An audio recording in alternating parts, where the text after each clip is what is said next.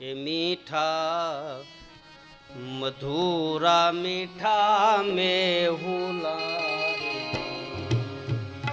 મીઠા મધુરા મીઠા મેહુલા એથી મીઠી છે મોરી માત રે જનની જોડ સખી નહીં જડે એથી મીઠી છે મોરી માત રે જનની જોડ સખી નહીં મળે એ જી રે જનની જોડ સખી નહીં જડે એ જી રે જનની જોડ સખી નહીં મળે અમીની ભરેલી જેની આંખડી રે લોલ અમીની ભરેલી એની આંખડી રે લોલ અમીની ભરેલી જેની આંખડી રે લોલ અમીની ભરેલી એની આંખડી રે લોલ એના હૈયામાં કંઈક એને કોડ રે જનની એની જોડે સખી નહીં જડે લોટ એના હૈયામાં કંઈક એને કોડ રે જનની જોડે સખી નહીં મળે રે લોટ જનની એની જોડે સખી નહીં જડે જનની જોડ સખી નહીં મળે તારા બાલુડા થોડાક આઘેરા જાય તો એને આંકલો કરીને પાછા વાળજે માં હે જગદંબા અન તારો ખોળો ખૂંદવા માટે અમને બાળક બનાવ્યો ને કાગડા ઈ ખોળો ખૂંદવા માટે માં એ તો માં પછી જનેતા હોય કે કુળ એક વાર માની પાસે બેહી અને ખોળો પાથરીને આહુડા પાડે માને પુકાર કરીને કે હે માં હે જગદંબા હે ખોડિયાર હે માં મેરડી કોઈ પણ હોય 66 જોગણીમાંથી કોઈ પણ દેવી હોય માની કરુણા ભરી મમતા માં કરુણા વાળી હોય માં કઠોર ન હોય કોઈ દી અને કઠોર હોય એ કોઈ દી માં ન હોય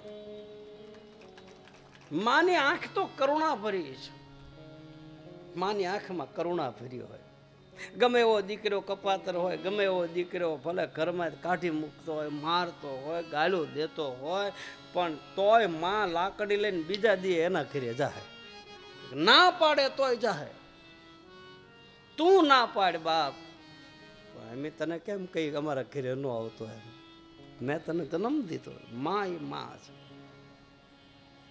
એટલે જ આપણા સંતો અને મહાપુરુષો કહે છે કે માતા પિતાને દેવ સમાન માનજો બસ કથા સાંભળ્યા પછી જીવનમાં એક સંકલ્પ કરજો બાપ દીકરો બોલતા ન હોય મા દીકરો બોલતા ન હોય તો કથા સાંભળ્યા પછી એક સંકલ્પ કરી લેજો કે આજથી મારી માને બોલાવવાની શરૂ કરી દેવી બસ કથા જીવનમાં ઉતરી ગઈ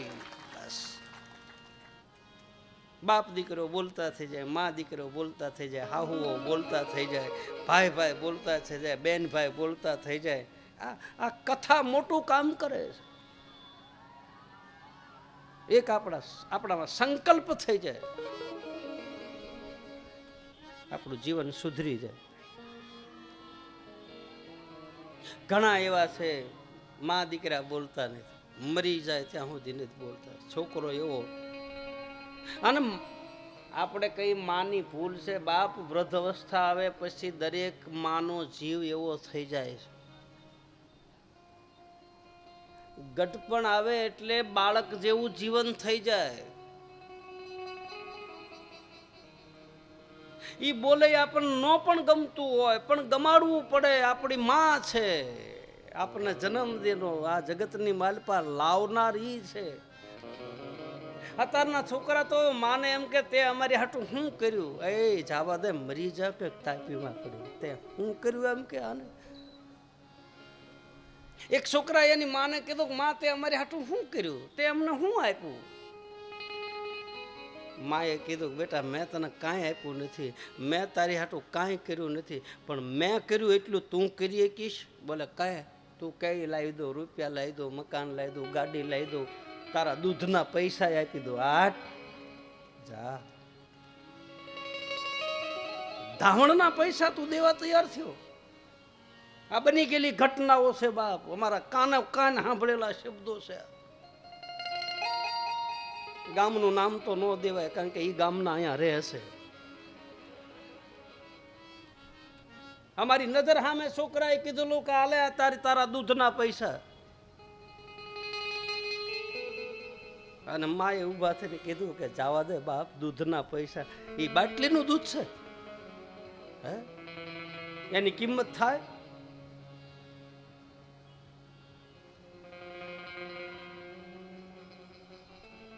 મેં કર્યું એવું તું કરીએ કીશ? છોકરાને કીધું તો કે હા, આલે આ 5 કિલોનો પાણો આપું ને એ તારા પેટે 9 મહિના બાંધીને ફેર, એટલું કરીને તું.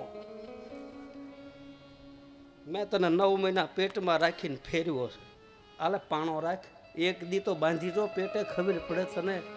એ માં કરે છે બાપ, 9 મહિના સુધી મારા તમારા ગર્ભનો ગોળો માં પેટમાં રાખીને ફરે છે. આપણે એના ઋણ આપીએ કે? હે ભાઈ, અપાય ઋણ એના?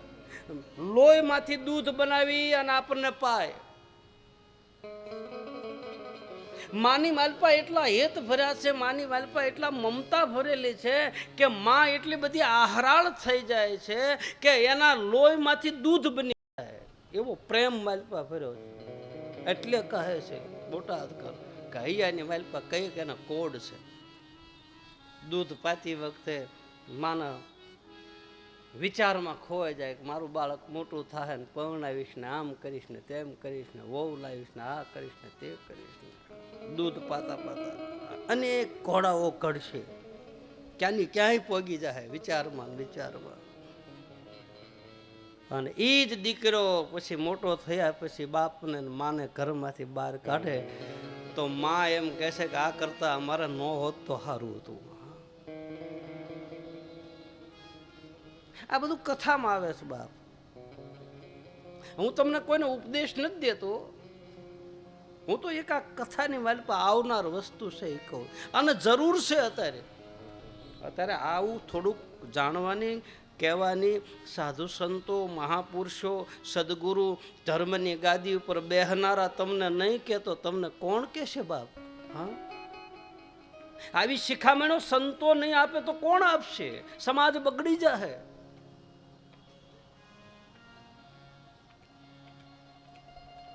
જરૂર છે આની, એટલે કહેવું પડે. એવું બને છે એટલે કહેવું પડે.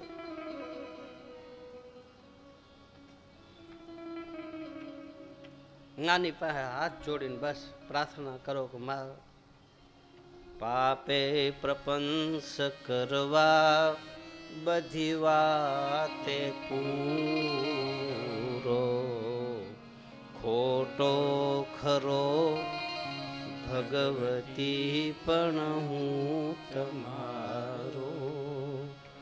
પાપે પ્રપંચ કરવા બધી વાતે પૂરો, ખોટો ખરો ભગવતી પણ હું તમારો. દોષો પ્રજાળી દૂષિત ના કરી માફ પાપો, મામ પાહી ઓમ ભગવતી ભવ દુઃખ કાપો. જેવો સૌ એવો તારો છું, પાપી ગણ ગમે એવો ગણ. પાપે પ્રપંચ કરવા બધી વાતે પૂરો, ખોટો ખરો પણ હું તારો છું. માની પાસે આવી બેહી આવી અરજ કરે તો માં આહરાળ થઈ જાય. હવે ગાયો ભેંસો માલધારી હોય અને ખબર હોય, કદાચ ખેડૂ માણસ હો એટલે તમને બધાને ખબર હોય કે ગાય અને એના બછલાને છૂટું કરો અને આવની માલપા આંસળ મોઢામાં લે ને ત્યાં ગા આહરાળ થઈ જાય. એને પારહો વાળ્યો કહેવાય આપણી ભાષામાં.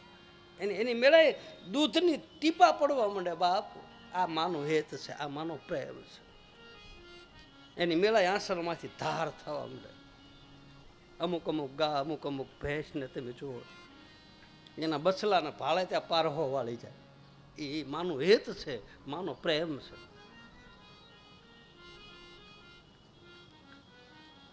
હવે તો ઓલા ઇન્જેક્શન મારીને ભેંસને દોવે તો પારહો નથી વાળતા, ઉઠતાનું છોરી જાય બધું. હા, ઉઠતાનું છોરી જાય. કારણ કે એ હેત નથી ને, એ તો બસલું હોય તો પારહો વળે. એની ક્રિયા છે એ પરમાત્માની. એ ભગવાને આપેલી દેન છે એની. એ કુદરતી છે, કૃત્રિમ નથી.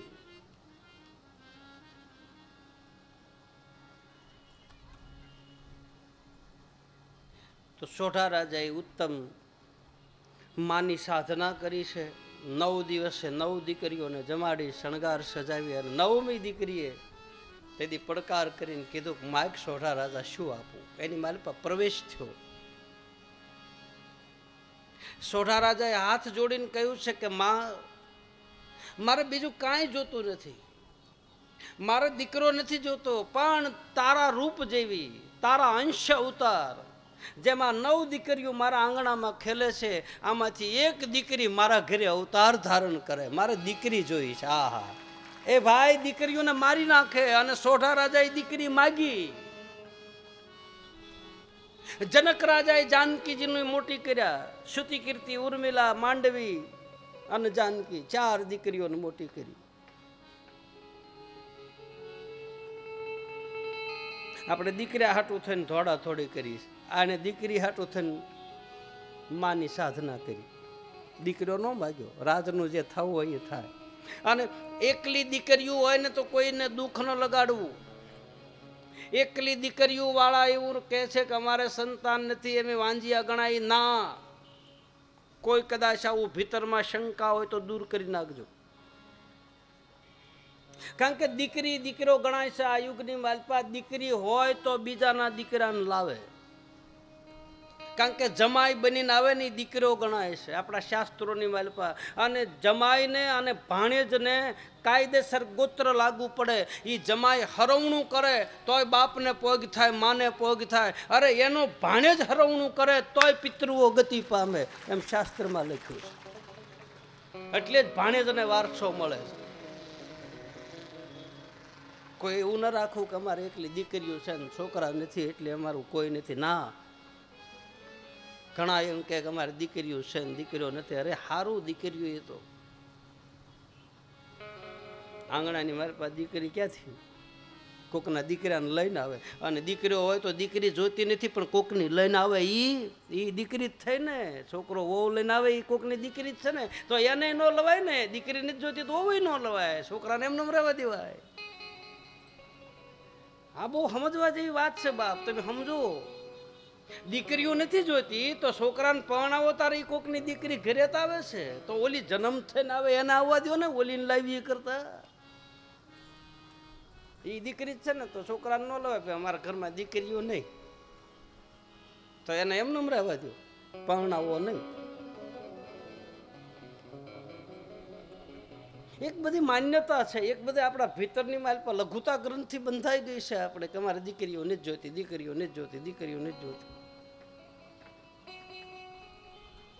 હા, કાલે અમે દર્શન કરવા આવ્યો હતો. રામધરીનો છોકરો યજ્ઞમાં બેઠો, દીકરીનો જન્મ થયો. આ નો દર્શન કરી ગયા? અરે અમારા વિરમગામમાં કથા હતી તો એક ભાઈ યજ્ઞમાં મેન પાટલામાં સડાવો કરીને બેઠો. મેં કીધું બેટા તારા ઘરે તો બધું છે સંપત્તિ, તો કે મારી દીકરી જોતી એટલે. અને દીકરી આવી એના ઘરે. રામદેવજી મહારાજના યજ્ઞમાં મેન પાટલે બેઠો અને આંગડિયા પેઢીમાં નોકરી કરે, કરોડો રૂપિયાનો માલિક. એ કે બાપુ મારે દીકરી હાટું થઈને હું બેઠો, આ બધા દીકરીઓ કાઢી નાખે, દીકરીઓને મારી નાખે. તો હું તો રામાપીરને એમ કહું કે હે રામદેવજી મહારાજ, તારા યજ્ઞમાં બેઠો, મેન પાટલે બેઠો, અને 12 બીજ પૂરી થઈ એ પહેલા મારા ઘરે દીકરી જઈ, ત્યાં તો 9 બીજ થઈ, ત્યાં તો ઘરે જન્મ થઈ ગયો. વિરમગામની માલ પર. એટલે બાપ દીકરીઓને રમાડો, દીકરીઓને રાખો, દીકરીઓને પાળો, દીકરીઓને મોટી કરો. ફરી એકવાર કહી દઉં, કથામાં પ્રસંગ આવ્યો છે એટલે કે કોઈ પણ બેન દીકરી ઉદરની અંદર રહેલા કાચા ગર્ભને કાપે નહીં.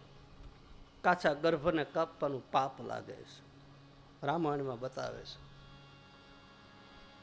ભરતજી જેવા સંત કઈ માના દીકરા ભગવાન રામના ભાઈ સંત ભરતજી બોલ્યા છે કે હે માં, કાચા ગર્ભને પાપ કાપવાનું જે પાપ લાગે, ભરતજી બોલ્યા છે. ગર્ભને કાપતા નહીં, જીવ હિંસા થાય. કોક જાતું હોય તો એ ના પાડજો કે રહેવા દે, આ ન કરાય.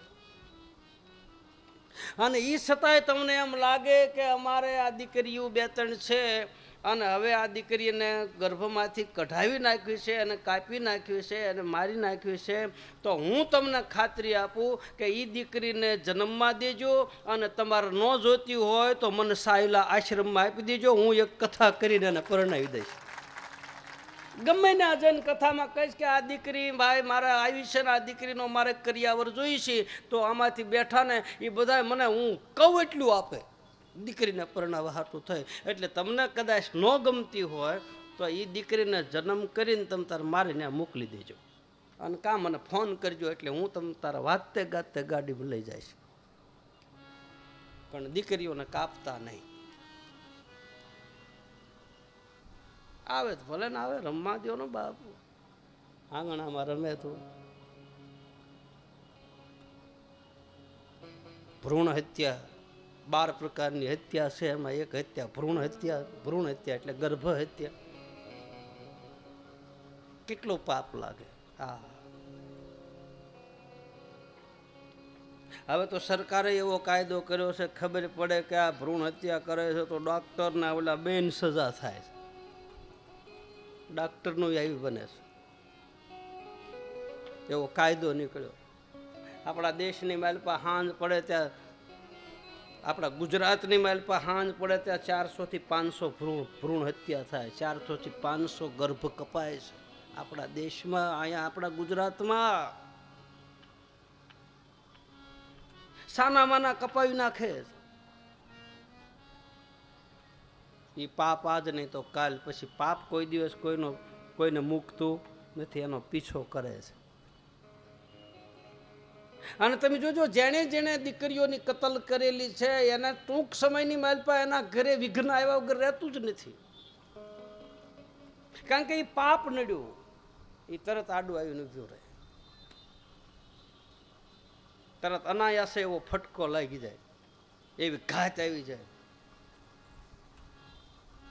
કારણ કે એ ઓલું ગર્ભને કાપ્યું ને એનું પાપ. કારણ કે કર્મ કર્યું છે, કર્મ કોઈ દિવસ કોઈને મૂકતું નથી. તમારી વાહે વાહે કર્મ ફરે, હું હોઉં કે તમે હો. કર્મનો બદલો તો બધાને દેવો પડે. કર્મ તો વાહે પીછો કરે છે, તમારી વાહે વાહે ફરે. આજ નહીં તો કાલ, કાલ નહીં તો પરસો. બાકી કરેલું કર્મ છે એ આવીને ઊભું રહે. અને એ ભોગવ્યા વગર છૂટક્યો નથી. રાજા હોય કે રંકો હોય, અમીર હોય કે. સ્વામી રામકૃષ્ણ પરમહંસને ગળામાં કેન્સર હતું. વિવેકાનંદના ગુરુ, સાક્ષાત મહાકાળી એની સામે વાતું કરતા.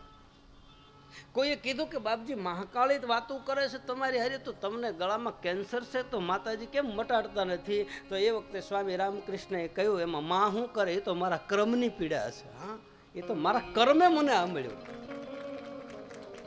એમ કર્મ બધાની વાહે ફરશે. તમે જાહેરમાં કર્મ કરો તોય ભલે, ગુપ્ત કર્મ કરો તોય ભલે, અંધારામાં કર્મ કરો તોય ભલે, અંજવાળામાં કર્મ કરો તોય ભલે, બાકી કર્મ કોઈને મૂકતું